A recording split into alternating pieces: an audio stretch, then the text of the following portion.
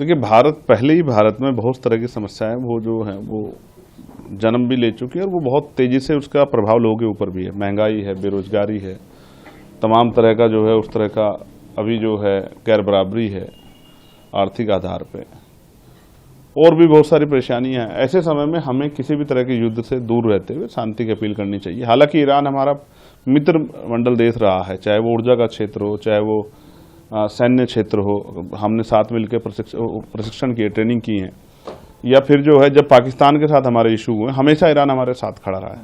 आज इस धर्म का भी जो है राजधर्म का भी पालन भारत को करना चाहिए था, लेकिन हमारी सरकार नहीं कर पा रही है। क्यों नहीं कर पा रही, किसका दबाव में, इसका जवाब भी सरकार को ही देना है। लेकिन हम लोग, फिर मैं आज कहूंगा कि डॉक्टर बाबा साहब अम्बेडकर ने कहा था, डॉक्टर बाबा साहब अम्बेडकर ने, कि हम प्रथम रंगते भारतीय हैं। हम भारत के साथ खड़े हैं, भारत की शक्ति के साथ खड़े हैं, और सरकार अपने आप को अकेला ना समझे, देश उनके साथ खड़ा है। उनको मजबूत डिसीजन लेना चाहिए, किसी आगे झुकना नहीं चाहिए, अपने आप को कमजोर नहीं महसूस कराना चाहिए।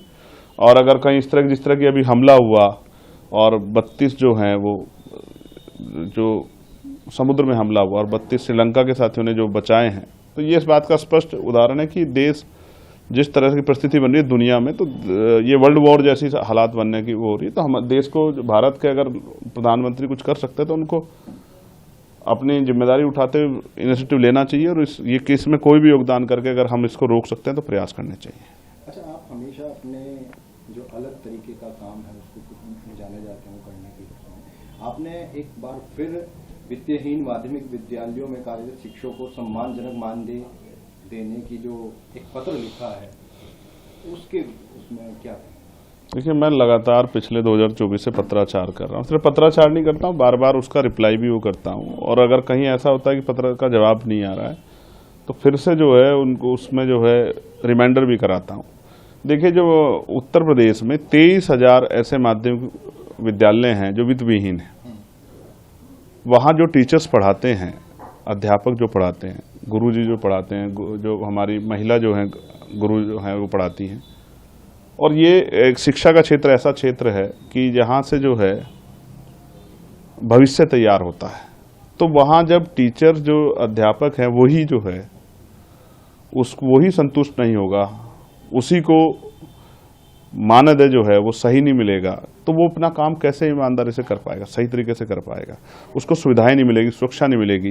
देखिए, 4 लाख से ज़्यादा अध्यापक हैं वित्तहीन माध्यमिक विद्यालयों में, ना उनको ईपीआई का फ़ायदा मिलता है, ईएफआई का, ना ही उनको जो है पीएफ का फ़ायदा मिलता है, ना ही उनको जो है मेडिकल जो है इंश्योरेंस का फ़ायदा मिलता है, और भी जो है उस तरह के भत्ते और उन सब चीज़ों का फ़ायदा भी उनको नहीं मिलता है। साथ साथ जो है मानदेय इतना कम है कि जो हमारे मजदूर भाई हैं वो भी उनसे ज़्यादा मानदेय उनको मिलता होगा, या ये कहें दूसरे शब्दों में, मनरेगा का जो मजदूर है वो भी उनसे ज़्यादा मानदेय प्राप्त करता है। इतने कम मानदेय में वो पढ़ाने काम कर रहे हैं। शिक्षण एक जो शिक्षा नीति बनी है उसमें शिक्षा को इतना महत्व दिया गया, तो शिक्षण के क्षेत्र में इस तरह की चीज़ें नहीं होती। मेरा तो सरकार से मांगे को नियमावली बनाए।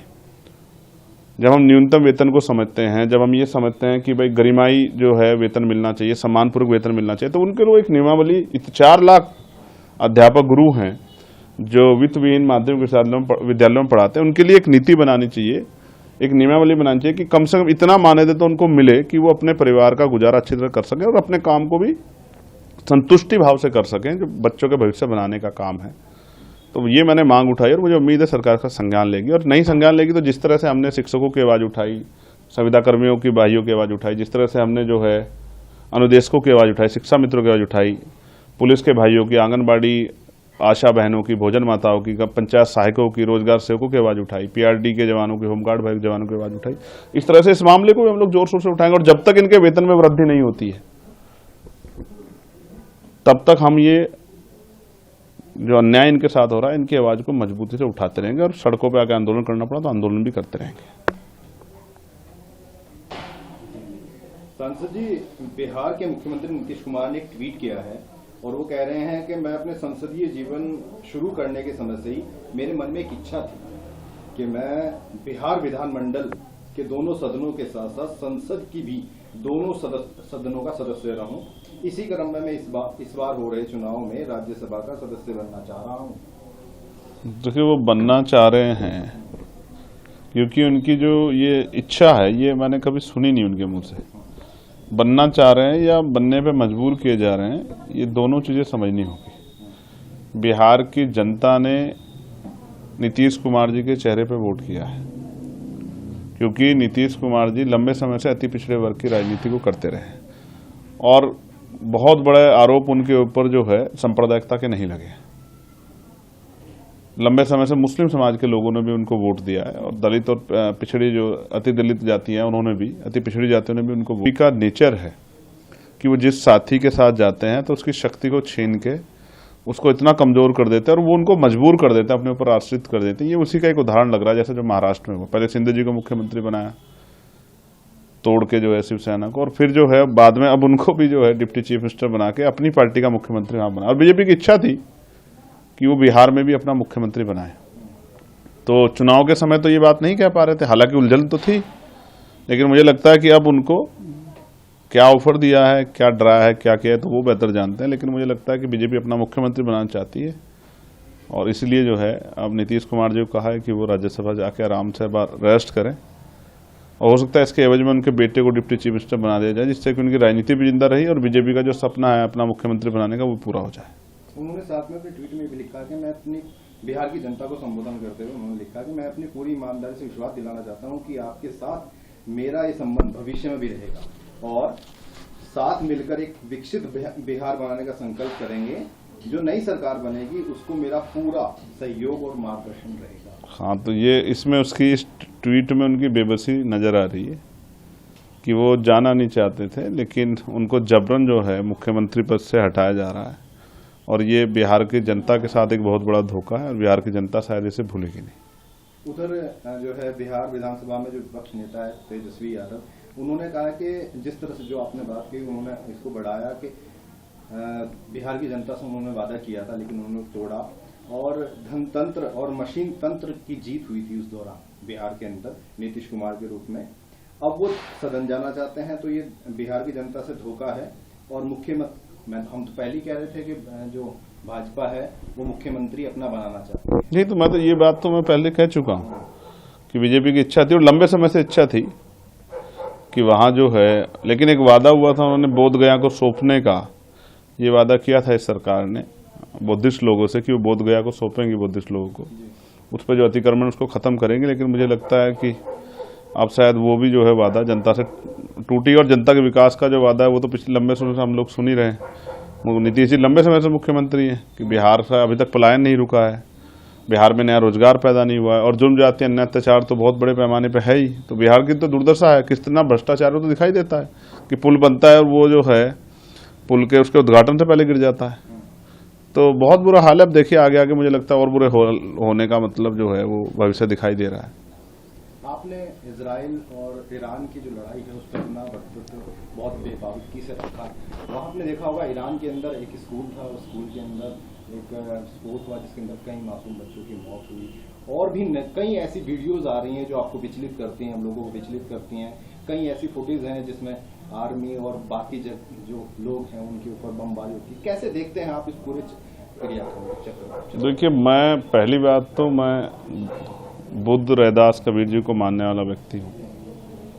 मैं युद्ध का किसी कीमत पर समर्थन नहीं करता और जिस तरह की खबरें आई हैं कि अमेरिका ने घूस लेकर इजराइल और कंट्रियों से घूस लेकर ये युद्ध के लिए इजराइल को झोंक दिया है और इस युद्ध को शुरुआत कराने में उनका बहुत बड़ा रोल है।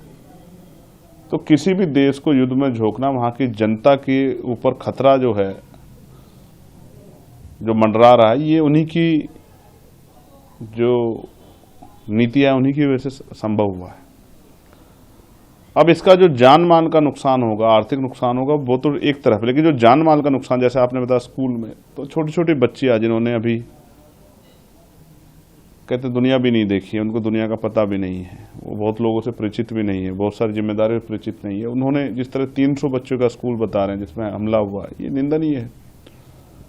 कभी अगर कोई वॉर भी होती है तो वो सेना के बीच होती है, लेकिन इस तरह से निर्दय, चाहे इधर से हमला हो या उधर से, अगर निर्दोष लोगों के साथ पे हमला होगा तो ये इसका कोई व्यक्ति जो इंसान है वो कभी इसका जो है इसका समर्थन नहीं कर सकता है। मैं इसका विरोध करता हूँ और उनकी जो है निजी स्वार्थों में उन्होंने जो युद्ध में झोंका इन देशों को, ये खतरनाक है।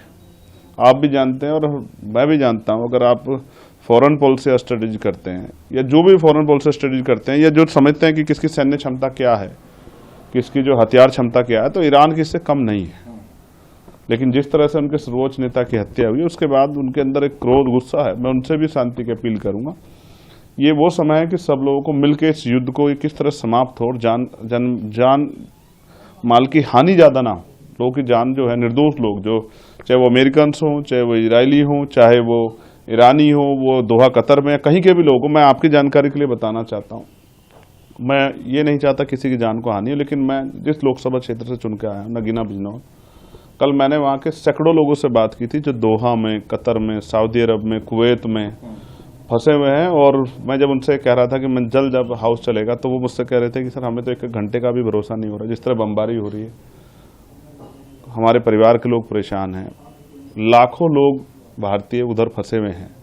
मैं सरकार से जोरदार मांग करता हूँ, हमारे बहुत सारे नाविक वहाँ फंसे हुए हैं, हमारे बहुत सारे जहाज वहाँ फंसे हुए हैं, हमारे बहुत सारे भारतीय जो हैं जो वहाँ रोजगार करते हैं और उस पैसे से जो वो पैसा जो है भारत में आता है और यहाँ जो है उनके परिवार जो हैं सर्वाइव करते हैं। मैं देश के प्रधानमंत्री से, विदेश मंत्री से ये आग्रह करता हूँ कि वो स्ट्रॉन्ग एक्शन ले। ये समय है अपने देश के नागरिकों को वापस लाने का, उनकी सुरक्षा की गारंटी लेने का। स्पेशली नगीना बिजनौर, पूरे देश के जहाँ के लोग वहाँ फंसे हुए हैं, एक एक व्यक्ति की जिम्मेदारी हमारी बनती है।